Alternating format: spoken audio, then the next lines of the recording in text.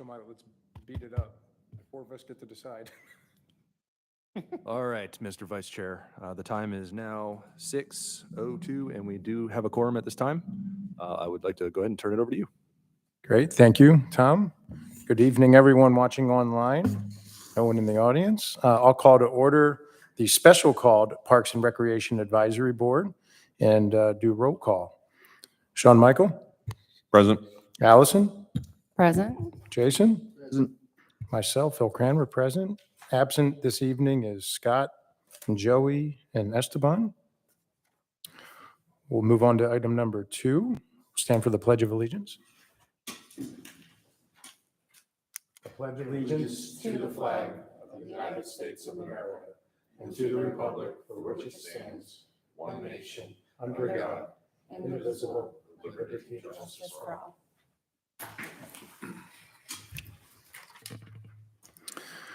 All right, item number 3, approval of the meeting agenda. I will make a motion to approve the meeting agenda as is. Motion by Jason, Second. second by Sean Michael. All approved? Aye. Aye. Any opposed? None. So moved. Move on to item number 4, approval of the minutes from the January 2022 meeting. And just to recall, there was a revised meeting minutes that were sent out via email as well. Yep. These are the revised? Yes. Yep. Let you review then, and I'll accept a motion.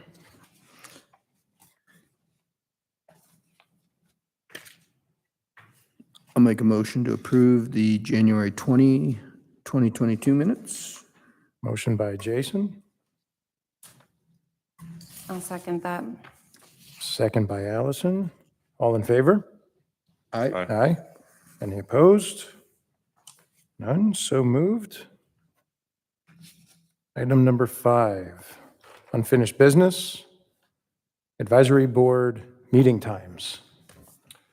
Yes, Mr. Tom? Vice Chairman, we have nailed down the dates, but in previous meetings, December and January, the times of meetings have not been set. I hope that this evening we can come to an agreement on what times the meetings will be for the remainder of the calendar year. So we don't need to do another special called meeting. So I'll turn it over to the board, and we're open on the staff side. So during the last meeting, we had talked about moving it up 30 minutes to 6 o'clock, which is how we got here, but didn't want to make that decision for the remainder of the year since it was light in attendance, but that seems to be our theme, so guess what? Let's make the decision. Sean Michael, I know you had a request. Yeah, Thoughts? I would just like to have a few meetings in the fall, if we can do a couple, say around noon, or do a few lunch ones. But the 6 o'clock is fine by me for most of the other ones. But from August through mostly, I wouldn't say November. So August, September, and October, those are the tougher ones for me to make with football. But if we can do one, that'd be great. If we can do more than one, that'd be even better. But it's up to everybody else and what their schedule looks like. Feedback? I definitely prefer the 6 o'clock for early. I mean, for evenings, I say 6 is great, and I'm happy to do lunch as well. That would be actually probably super helpful in the fall. So open to whatever. I'm fine with that as well. For noon? Do we, I didn't see the dates. What are the months of particular interest? Football usually starts the end of July, like the 20th or something, and then runs usually till first or second week of November. So November wouldn't matter. It's really August, September, and October. August, September, and October. If they stayed at 6 o'clock, you wouldn't be available? No, it's usually, I'd either be at 5:30 to 7:30, or probably somewhere around that. So 5:30 to 7:30, or 6 to 8. So to keep Sean Michael's eligibility, we would at least need the September meeting to be at lunch, so he could make one, and then he could just, if he needed to skip, it could be August and Yeah. October.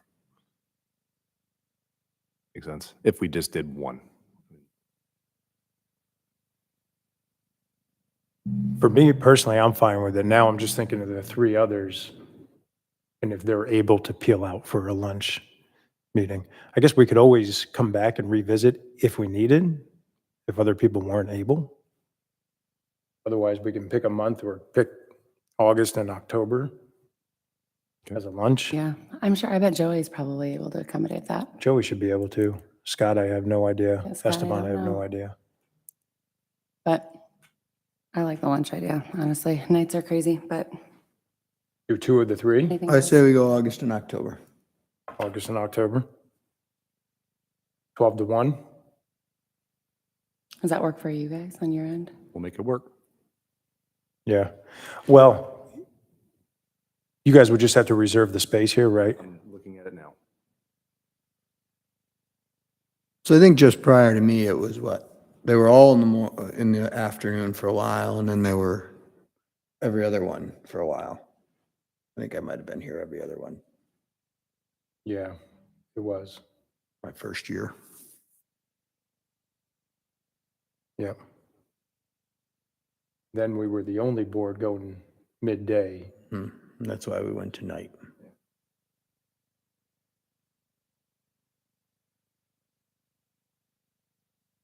Chambers appears open on both those dates in the afternoon. Okay? Perfect. I'll accept a motion to keep all months with the exception of August and October, which remaining months will be at 6, and August and October will be from at 12 o'clock. Well, since it was my idea, I'll make the motion to move the meeting times for August and October to noon. I'll second that. All in favor? Aye. Aye. I believe in that opposed? motion, we didn't mention 6 o'clock in the others. Oh, we haven't already approved that one? Oh, okay. A motion for 6 o'clock for all the others, 12 o'clock for August and October. Make a motion to move all meeting starting times to 6 PM except for August and October. Move those to noon. Motion by Sean Michael.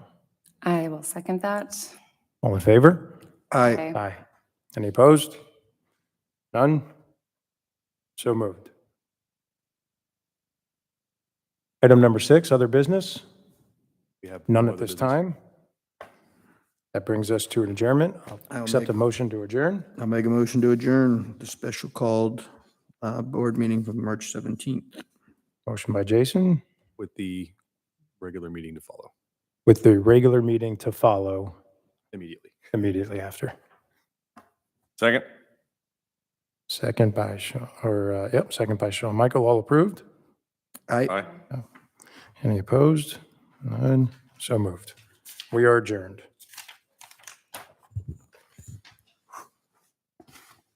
Now to the next. All right. That's a good one. Yeah. Got the same time frame on this one. Call No. out of order the March 17th Parks and Recreation Advisory Board. We'll do a roll call. Sean Michael, Present? Allison, Present. Jason, Present. myself, Phil Cranmer present, absent this evening, Scott, Joey, and Esteban. We'll stand again for the Pledge of the Allegiance. Pledge allegiance to the flag of the United States of America and to the republic for which it stands, one nation, under God, indivisible, with liberty and justice for all.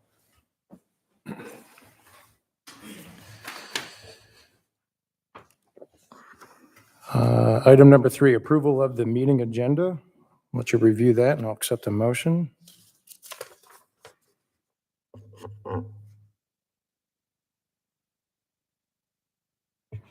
Make a motion to approve the March 17th agenda. Motion by Sean Michael, I'll second. second by Jason. All in favor? Aye. Item number 4, approval of the minutes. We already did that. We're going to skip 4, move to 5. Public comment. Public comment is a time for citizens to share information with the PRAB and to provide input and opinions on any matter that is not scheduled for its own public hearing during today's meeting. Tom, do we have any public comment at this time? No, Mr. Vice Chair, we do not have any public comment. All right. Item number 6, committee reports. Hopewell Baseball? Is that Esteban? Who has baseball? One second. I'm sure we can provide a little something here. We're going to move up to this item on the slide. There we go. Okay, just so we can keep those watching online intact with where we are. Football, baseball, registration is extremely high. We're looking at over 1,000 registrations. Some of those kids are, from what I understand, duly registered in a couple of programs, but it's a small number. The season's been moving along. We've had some rainouts, of course. But other than that, it's been rather quiet. They are out at utilizing the Birmingham United Methodist Church again, which gets them another field. But they're doing a good job squeezing teams in on the fields that they've got. What's that? Opening day round 2 this weekend. Yes, opening day was supposed to be last weekend, but it was too cold to play baseball. So we are looking at firing it back up this weekend, and we're supposed to get a lot of rain tomorrow, but hopefully the fields hold up. Good. Boys and girls lacrosse, Jason? Season is in full swing. Both the rec side has probably 2 weeks into games for both the boys and the girls. And then on the select side, they're probably a month and a half into games, 5 or 6 games each. I talked to Tim at Eagle Sticks last night. All was moving and going smoothly there. Same on the boys' side. So just moving along. Good. Sean Michael, NAFL? I wrote Vaughn, Tom, and he said that he'd kind of written you an update. So I know registration opened, I think March 1st. I only know that the 5th grade group has more than they had in 4th grade, so they're probably looking at 3 teams at least, if not 4, and that usually kind of trickles down through the rest. But I think that they've been pretty. I think 3rd and 4th grade are up there as well. But Yeah, they're probably around 350 kids right now. yeah, How many? 350, and it's only been open for basically 2 and it weeks. starts in July. Yeah. Yeah, I think my son's 3rd grade group will have 3 teams this year as well, which is one more than last year with the numbers so far. Good. Jason, basketball? I have not talked to Kim. I saw the surveyors went out last week, 2 weeks ago on the winter season, but I have not. That's on me. I did not talk to Kim since the end of the season. So if staff has anything. I don't have anything further. There is spring happening with halftime sports. I just haven't got an update on that. Yep. Okay, good. Tom and Thomas, anything on swim team and tennis? Swim team, their registration is through the roof. Their registration opened in February, and they've already got age groups filled. And with the pool only accommodating so many kids, they cap off age groups right off the bat. And I know that there's at least 2 or 3 age groups that are already full and with wait lists. And usually it's the older age groups that still have openings. And on Milton Tennis Center, same old, he's filling up the courts with what he can. Registrations, I think maybe nominally higher, but it's because he really can't take any more anyway. So yeah, that was good. I was actually at the club today, and the Thursday ladies were out there this morning. So all the courts had matches going on. It's cool to see. Yeah, good. What's the swim team? What is their max? What can they take roughly? Uh, Curiosity. More than anything. Ideally around 200, and they usually take a few more. Got it. Thomas, any update on arts and adult programming? As far as our art programming, we have been doing our best to offer spring classes with Bethwell Community Center, no longer with the department as it's currently being used as a fire department. We've had some trouble shifting folks around, and with the delay, or not really the delay, but with the clubhouse not open yet, we're struggling to find space for everyone. So we have taken a bit of a hit with some of our registration in our arts programming, but everyone's doing their best to get some spring programming off the ground, and then we're really pushing for a big summer with the opening of the club. When are we going to get Bethwell back? Do they have any idea when the remediation is going to be done in the firehouse? Well, it's not a remediation. It's a full-on construction of a new firehouse. Oh, it On. is. Yeah. They What firehouse they there? broke ground on it this week, right? Or is that a different one? Yeah, the ceremony for breaking ground happened this week. Yeah. Okay. So I don't know. I don't know exactly how long. I would imagine a year. Yeah. Gotcha. All right, that's committee reports. Item number 7, unfinished business, none at this time. Item number 8, new business. Discussion on athletic field rental policy. Okay, Mr. Vice Chairman, we do have some public comment on this, so we'll read that in the beginning. Just to give a little background, though, we have been approached by a program provider to look into our athletic field rental policy during active seasons. And that program was baseball. It's no secret.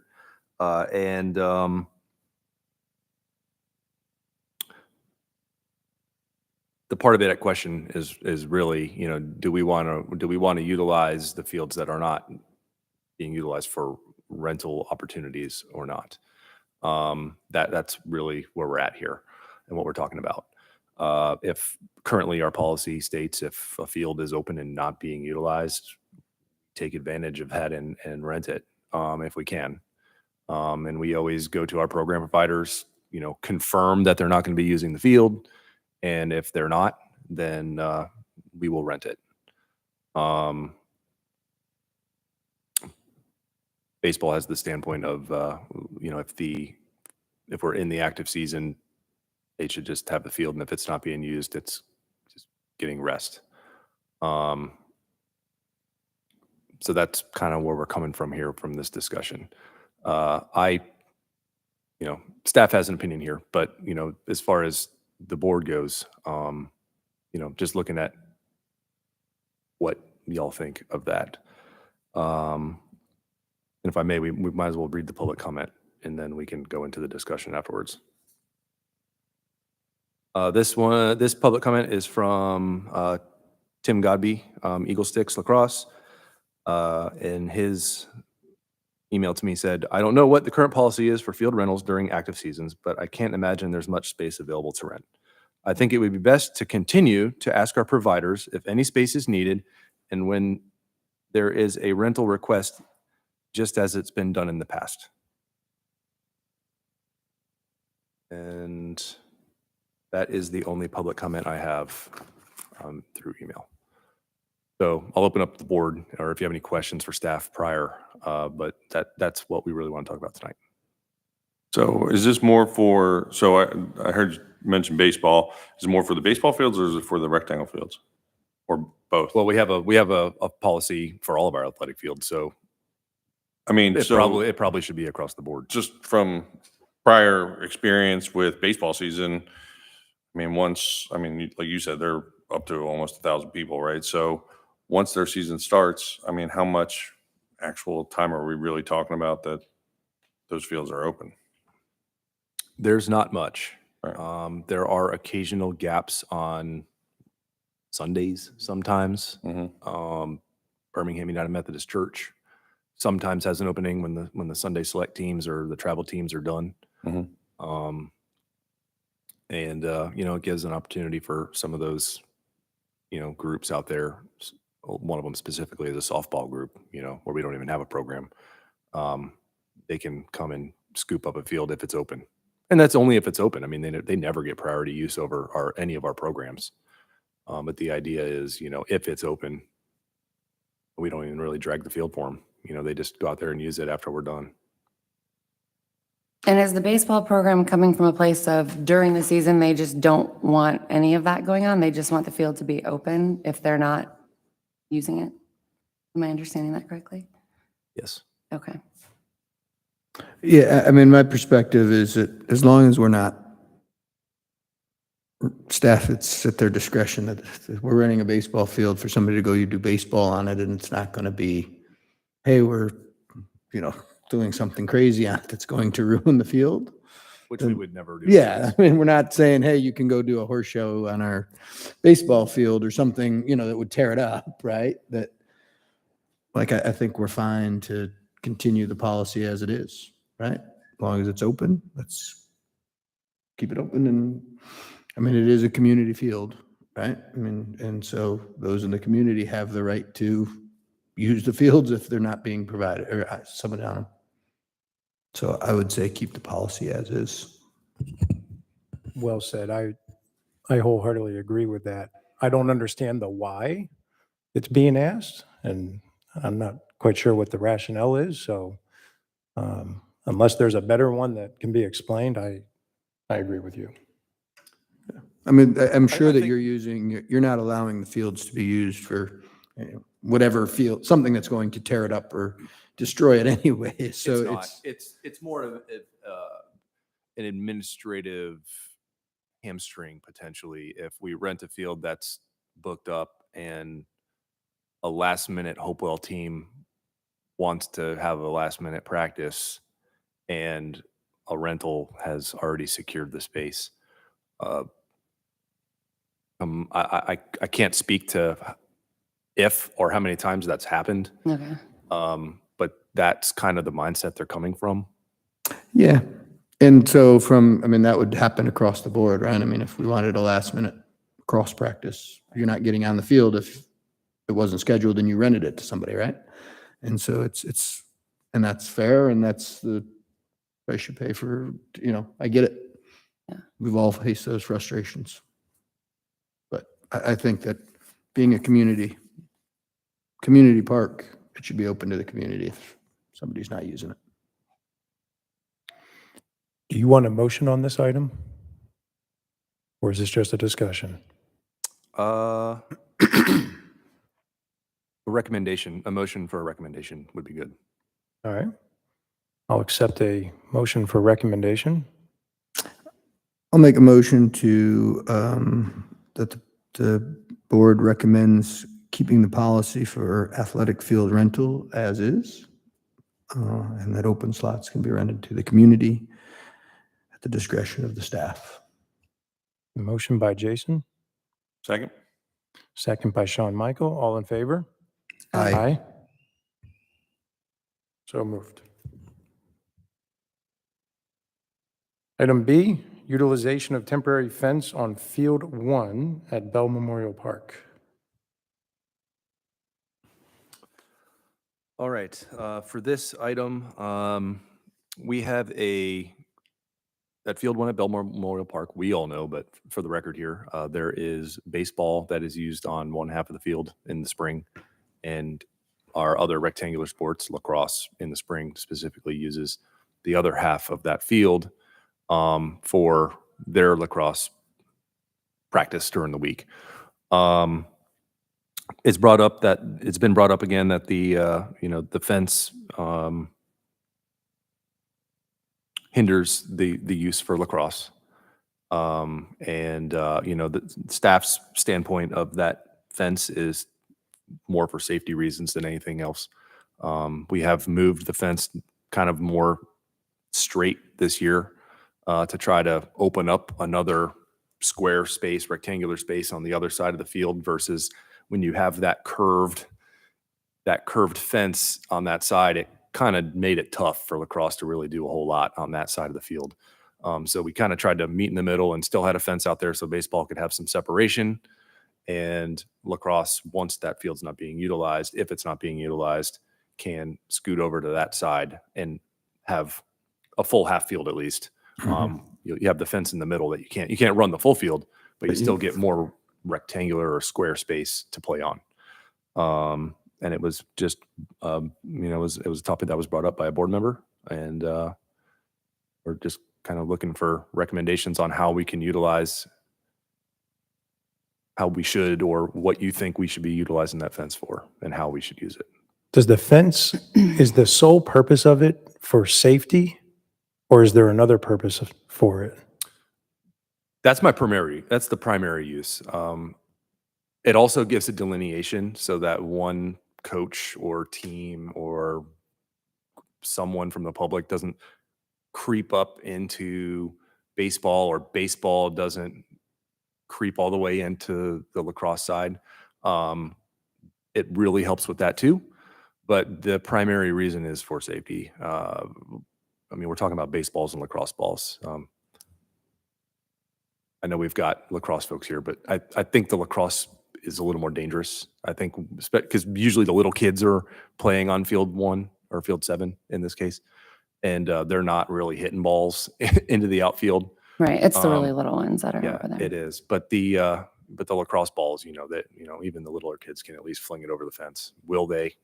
Probably not. But it's there just as a safety barrier. And so it's common. trying that to alleviate a potential problem. you're going to have baseball and lacrosse out there at the same They are. time That is Most correct. nights. most nights. Mhm. Almost every night, really. Jason, I'm curious in your opinion. So the biggest reason for, I completely understand that. I will say that this year the fence really hasn't been an issue. There hasn't been teams out there later at night when I've been there. And to your point, it's usually the younger kids on the baseball side. And we at least put our younger kids on the lacrosse side too, over on that field. So it's not sorry, that's a little bit. So there's lots of dead space in the middle, right? like where there's not a real safety concern. I think the bigger challenge is that when baseball isn't using that on Sunday afternoons, having the fence there eliminates the use of lacrosse there. Right. And so you have lacrosse games scheduled at 7:00 on a Sunday night that could have been played at 2 if you had a second field, right? Or later in the evening. And I know that it was taken down some last year, and I don't know how Brandon I haven't seen all of the schedule. Typically, at least on our side, we use Cambridge High School because we can get access to it, but this weekend's our last weekend there, which means all of our games on our select sides, boys and girls that are home, will be back at Bell. So that just puts more pressure regarding the field space and utilization at Bell. So that's the bigger question, is that, is it, if you can't, is it, does it open it up, or, because even now, scheduling has been so difficult with teams this spring, much more than other years, that, I know they're playing games at Bell tonight. So they shifted some practices around so that they could use Bell as a game spot tonight for a makeup game. And they're looking at Friday night games, and they're looking at another Wednesday game over at North Park during Milton's practice time. And so they're doing some things like that, again, just because of the scheduling challenges. Weather makeups and stuff. So, And so that's why having that not there gives that flexibility. Sure. Because again, I think, a lot of the evenings, baseball hasn't been there after the little kids leave. If that fence isn't there, you could do a middle school game starting at 7:30. right. I guess it just feels like inefficient use of space, right? Because obviously we all know we lack fields. That's obviously, it's not a secret. It's a struggle. It's an issue. And so having that out there just doesn't feel like the, best utilization of what we do have. And given the fact that it's the little ones out there, I understand for safety, more protecting them from lacrosse balls or whatever's flying over that way. But given that they're little, they probably could do what they're doing and learn the game at their level on some grassy space elsewhere. And I would And- probably get just as much out of it. I will say, and not that I'm there, but I am at Bell 4 nights a week, and I have yet to see, I saw the picture there. It's always the littlest guy. I mean, they're never beyond the 20-yard line. Right. They're Like, I mean, they're the little, Yeah. which is fine. I don't have a problem with them using that space, but like the protection issue, they're nowhere near where the fence is, right? Like they haven't, just my observations of when I have right. been No, there, you're right.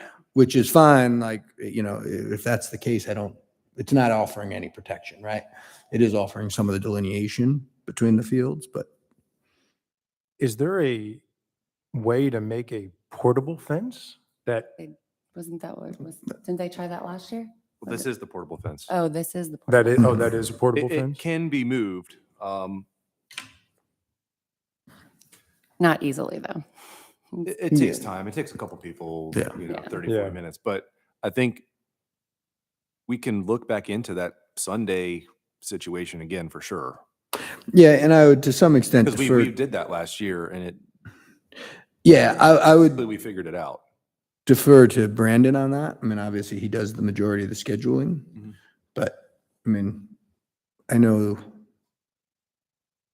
well, it ended up getting canceled because of the weather or moved back. But last Sunday we were playing games at 8 o'clock in the morning to get them in at Bell. Right. Say Sunday? Sunday at 8, right? Like that's not a, Right. When you got two. that great gets some fields right parents, there. Yeah. right? That's typically nothing starts until noon on a Sunday, right? Or you try not to. But we had games scheduled at 8, 9, or 8, 9:15 and 10:30 on a Sunday morning. Again, got pushed and moved because of the temperatures. But that didn't, having access to that field would put all those games back into an afternoon start. Well, out of You curiosity, can totally look into that again. how are we on Cox Road? Like, what's the schedule for that turf to be in there? We're still looking at summer.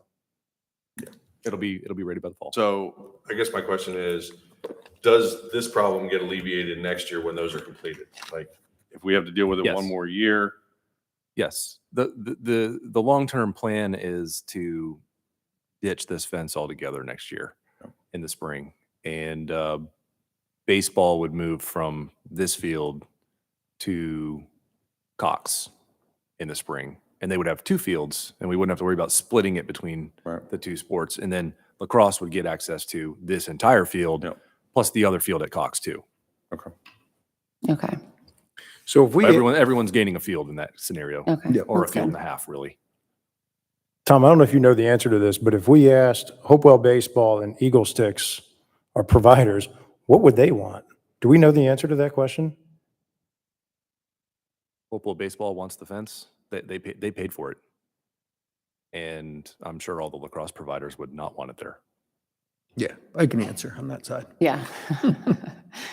So for lacrosse, because I see it looks like it right now, and I'm assuming it's still at the 50. It is.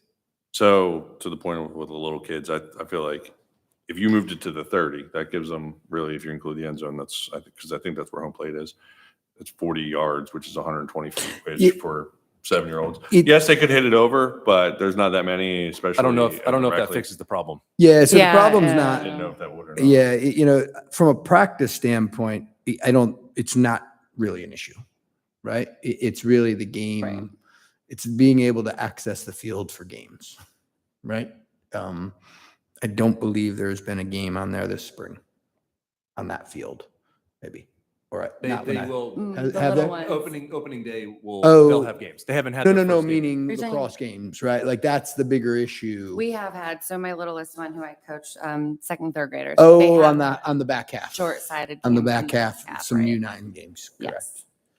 So if this is Um, baseball's fence and they want it, and. It was When a they're- split purchase. The city paid for half and Okay. Hopewell Baseball. Because I was paid just for the other. say, so if they want it up there, when they're done using the field for the day, can they take it down? That's a big ask, and And it won't it's been moved once this season, Yeah, and it took a while to get it untangled. okay. Tom, can I ask, I apologize if I don't know this yet. What's the benefit for baseball to have that fence there? To feel like they're on a baseball field. Because there's not really even an infield on that corner. I mean, No. it's lined and the bases are marked, but that's about it. So when you kind of, Yeah. they wanted to feel like they were on a baseball field a little bit. Okay. And I get And I it. can really appreciate get it. that. I can appreciate that. However, I'll say that our kids that age in lacrosse practice at Cogburn Woods, which is just an open field with 2 lacrosse nets on it.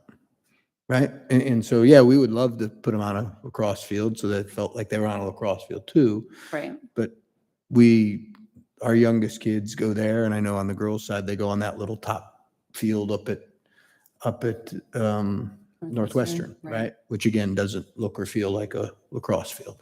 And so I get it. It's not optimal for baseball not to have it there, but it's, we're also not in an optimal situation in making them feel like they're on a lacrosse field with the youngest of kids. Do they play games there on the weekends? So the baseball team does play a game? Okay, so it's not just for practice, but they do play games there, okay. I mean, I'm open to the idea of taking it down at the end of games on Saturday and just throwing it back up on Monday for practices. And then that opens up the issue for games potentially. Yeah, maybe Saturday night, if there's that heavy of a schedule, you could maybe get on there. I don't know, Thomas, you might know the game schedule more than me, but 5, 6 o'clock and maybe get a game or 2 in on Saturday night or at least Sunday. And again, I defer to Brandon because all scheduling goes through him. Sure. And so he's the one who, but just based on some of the times that we've been told we can get access to a field, I think it would help, right? Again, 8 o'clock doesn't make any parents happy of middle school kids on a Sunday morning. Right. No, not ideal. Welcome to travel baseball. Yeah, in the summer, Yeah. everybody does it, right? Right. Now, what do you mean? In the summer, it's a Carter's pretty still common at thing, 10 but a.m. it's not a. They sign Yeah. up knowing they're playing Sunday early. So would that be an amendable solution if that were to come down after the baseball game? It would Did that help. filled up for the? It would help. I would mean, help. obviously, it would allow for more games if there's, manpower that could come and help take it down. At least We can have in the short-term solution, if we have to have it up, it help. Yeah, we can have our staff take it down on the weekends before they go. And it's part of their duties to hang out at the park anyway. So we Maybe can have try them, that, we see can have how them that take it goes? down, put it away nicely so it doesn't get destroyed. Yeah. And then they'll throw it back up, after the weekend's over. I do want to add that without the fence on Sunday, there still would be baseball programming scheduled on baseball half of that field on Sundays. It's always historically been the mini hitters. The mini That hitters, was- they that- do that- they do itty play at a bitties. designated time slot. Off the top of my head, I don't want to. Thought it was just like 2 hours. It was Yeah, like, I think they're done maybe around done it. 2:30. that But still it's opens up not. games at 3. It is not Yeah. wide open. Right. All right. Yeah, again, I defer to, what Brandon would think. And if he, from a scheduling standpoint, just having more space, I think would be beneficial on some of the times. But at the end of the day, And is it impacting field utilization now? no, because everybody makes do, right? I mean, if there's, No, I'm saying if we remove this, there's optimization to be had, but would that be effective now if it were removed? Or would yeah, it be it a would month? have an immediate, I mean, he could move games Here's why, immediately. the reason I'm asking is we can make a motion to have it come down and do the proposal of have it up during the games and have it removed after the game. And if there's an opportunity to adjust that based on feedback from Brandon, whoever, council I don't know or if staff we- can always come back to our next meeting. I don't know if we necessarily need a motion on this one. I think it's just, hey, look, Is that right? We'll- Okay, we'll accommodate the programming as needed. I mean, okay. and if there's no need for Brandon to move games and do a schedule, we'll just leave it. And if he's like, hey, I can put some games out there, yeah, let's take it down. We'll take it down. Yeah, perfect. I like it. Good? Yep. All right. Discussion of installing artificial turf and field lighting at Northwestern Middle. All right.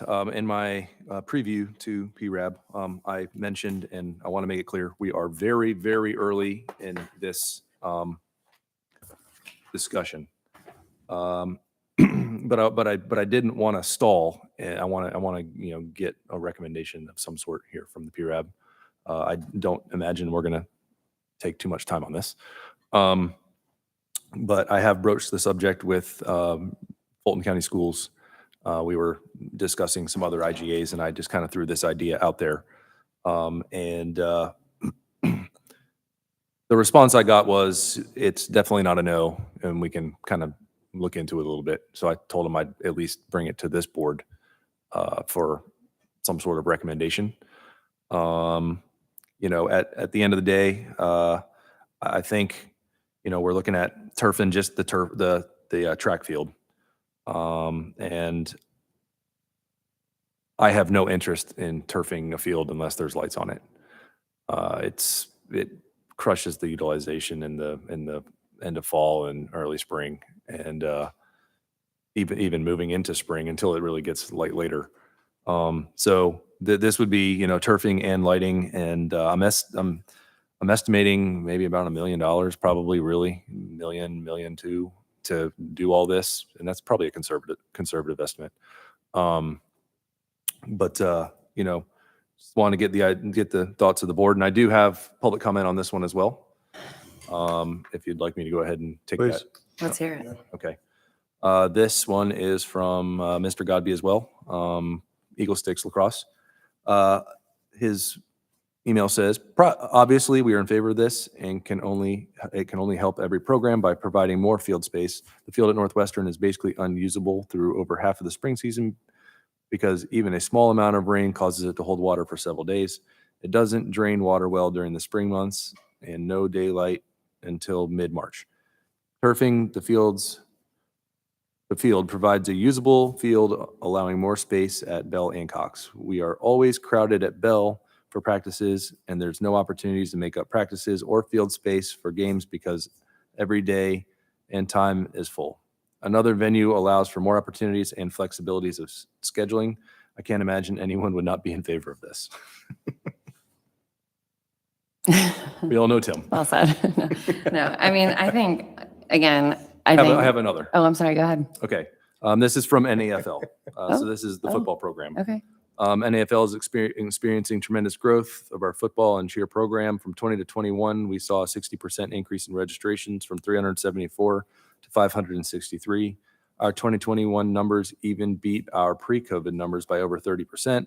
Our 22 registration just opened, and we have 346 kids registered, and our registration will be open for another 3 months. Wow. Our flag football league is currently less than half of the expected registrations, as we typically see a spike in flag football registrations near the end of the baseball season. Bottom line, we're exploding. Last fall, we utilized 3 fields, 1 field in Milton, 2 in Alpharetta to run our league.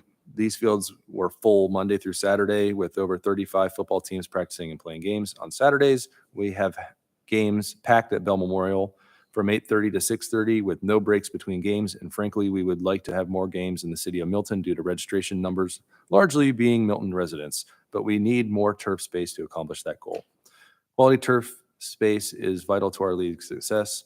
We are currently dominating the football market in our area, and we see continued growth with neighboring leagues and teams struggling to keep up with our quality programming. In addition, the NAFL is exploring ways to grow its product offerings. We have begun talks with a major brand of 7v7 spring flag football, similar to the one that elite high schoolers play in the spring. I can only assume that field space on the turf fields at Bell Memorial will be impossible to secure in the spring for an expanded program such as a 7v7 league. Turfing Northwestern Middle School and Cox Road would be a big step towards supporting our growth. Well, Do all of our providers get access to these fields via the relationship between Milton and Fulton? Is that how that works?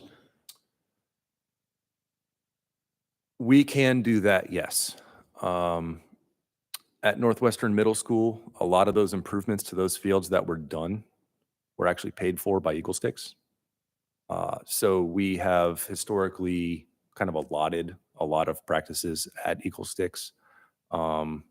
I'm sure Eagle Sticks wouldn't mind if another program needed some space to allow them to use it. But we had typically have always given Eagle Sticks like the priority use because they did Yeah, a lot of improvements there to those fields well before my time even here. yeah.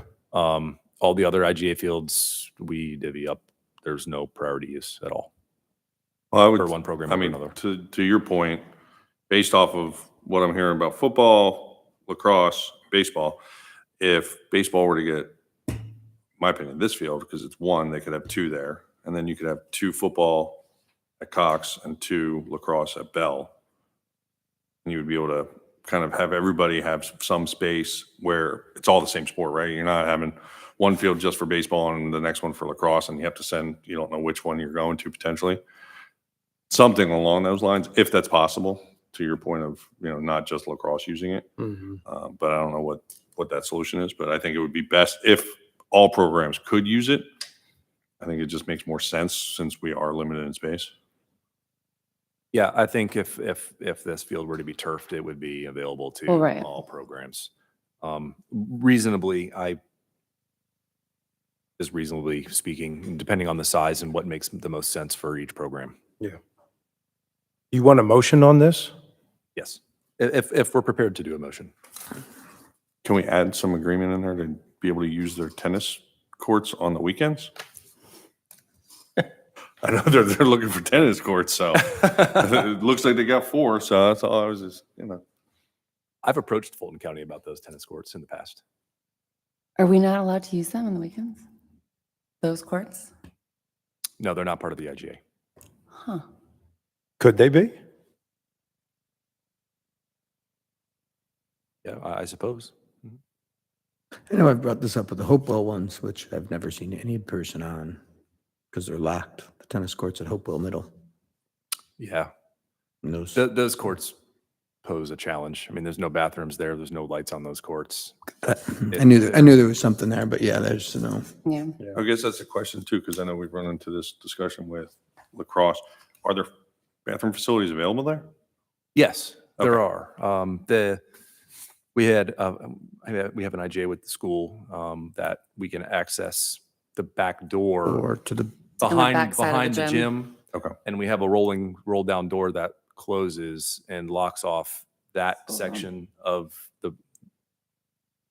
the bathrooms from the rest of the school. I got you. Okay. Don't know why Yeah, I it have such works. a hard time getting that out. No, but- that's okay. Yeah, no, it works. It's Unless nice to there's have more that there. discussion, I'll take a motion on supporting the installation of artificial turf at Northwestern Middle. I will make a motion for staff to continue discussions and exploring the turfing and lights at Northwestern Middle School. I will second that. All in favor? Aye. I,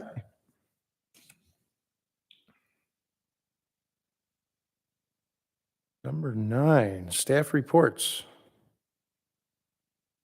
All right, Mr. Vice Chair, the first one is the former Milton Country Club. I was out there today. The building is inching closer and closer to being completed. If the dust off the ground was all gone, and the doors are kind of custom doors, so they were solid doors, and then they actually cut a hole for the glass to go in. So if the glass was in those doors and the dust was off the ground, y'all would probably think it's ready to go. We're that close. There are a lot of punch list items, however, and we're working to get those finished up. On the trail, every time it rains, it delays that whole thing. I mean, I was out there today, and I'm so thankful I wasn't wearing the shoes I'm wearing now. I happened to step off the trail into what looked like just some grass? wet clay, and my foot sunk in like 6 inches, like literally. Oh, jeez. Up to, Okay. well, here you go. Up to here. Oh my gosh. Oh my gosh. Nice. So it's almost impossible to do any work on that trail until it's dried up. It looks like they're starting to install the top layer at the front, and it looks really nice. So the exact timeline, I'm not over that project. I think if we had great weather, we'd probably be maybe 3-4 weeks away. But we need great weather consistently. I can't see them probably working for another couple days just after the rain yesterday. It's going to rain tomorrow. So Yeah. it's been a challenge for sure. But it's looking good out there. And the pool, got the pumps are up running actually as of today, to start cleaning the water and getting the chlorine in there and turning that pool into a pretty shiny, When does it open? middle of May. Well, on Memorial Day weekend, it opens to the public. Our swim team gets access to it prior. I Gotcha. believe it's May 12th is their first practice. But it's the middle of the month. If I'm off by just a few days. Yeah. And so that's all up and running, and we're going to be moving right through. Great. On the PRAB attendance and city policy, just wanted to do a reminder. I sent that out a few months ago. I urge y'all to take a look at it, review the resolution, and pay attention to the attendance policy. It states if you miss 3 meetings in a row, you're removed from the board. Yep. So, Thank you for the reminder. yes. And that's all I have. All right. That doesn't include special meetings, right? Like the one we just had right before this one? No, this won't count if whoever's missed this doesn't Not two. miss 2. Double whammy. Double jeopardy. Sorry, Scott, you've missed 2 in a row. Right? Trying to get rid of somebody? Oof. All right, item number 10, other business. Anything at this time? Does anybody from the board have any other business? So I'm just going to quickly share what I shared with you earlier today. I was approached by the president and co-president of the PTO at Crabapple Crossing Elementary. They are, as well as the principal, they are looking to enhance their playground. It's not great. There's not much for the older children. And just the whole kind of outdoor play area back there it's kind of in bad shape. But this stems from Alpharetta Elementary just partnered with the city of Alpharetta and did a huge upgrade to their playground, which was, I got some of the numbers. It was funded by both the city and 2 foundations. The total cost was just $108,000, just under that. They are looking to the city to potentially help partner in some capacity to enhance the outdoor play space that then could also be utilized by, people throughout the city. If they're in the area or whatnot. The PTO currently has, she said, between $40,000 and $50,000 they could contribute to it, but looking for some assistance from the city. So they're sending me more information on how they approached it with the city of Alpharetta. But If there's anything I can help with that on the Alpharetta side, I did reach out to the Alpharetta director today. Okay, and great. Your numbers are scary accurate on the price. yeah, I've got good intel. Within Good within intel. 1,000 Yeah, from my number. right. So, but if there's anything I can help on, what Alpharetta contributed or anything, Okay. I can probably quickly get that. Great. Awesome. So just something to think about. And if there's a way we can help them out over there, I think it would be a beneficial thing. Tom, I assume that would be something that would be taken up with city staff and obviously council, probably less out of our, And if it Domain? begins to materialize, it would probably come back here as well. Okay. yeah. Okay. Very good. Any That's other it for business? me. That's it. All right. Me. I'll take a motion to adjourn. I will make a motion to adjourn. Motion by Jason, Second? second by Sean Michael. All in favor? All right. Bye. We are adjourned.